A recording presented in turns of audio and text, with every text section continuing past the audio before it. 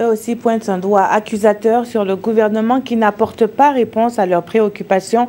Les travailleurs des impôts et domaines ont pour se faire opter pour une grève, 120 heures d'arrêt de travail sur toute l'étendue du territoire national.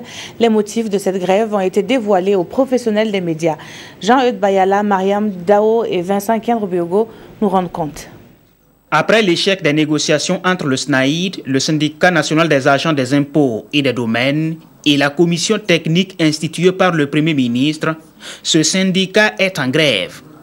Une grève de 120 heures qui couvre la période du 20 au 24 mars sur toute l'étendue du territoire national. Depuis le dépôt du préavis de grève au secrétariat général du gouvernement le 28 février 2017, l'autorité n'a daigné réagir que le vendredi 17 mars 2017. Ce jour, le SNAID a été reçu par le ministre en charge de la fonction publique, M. Clément P. Savadogo. C'était tout simplement une rencontre de mépris et de menaces. En effet, selon le propos du ministre, le gouvernement considère que la grève du SNAID est inopportune. Demande au SNAID de suspendre le mot d'ordre avant d'espérer que les négociations reprennent.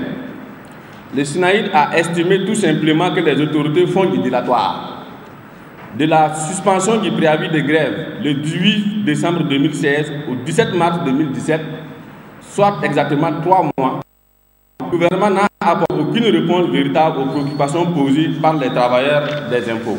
Pour Ndongo Grégoire Traoré et ses camarades, les travailleurs des impôts ne demandent que le minimum pour travailler.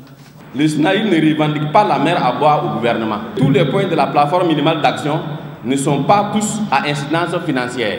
Le SNAID se dit conscient des désagréments que va causer cette grève aux usagers des services des impôts. Et leurs responsables se disent ouverts aux négociations.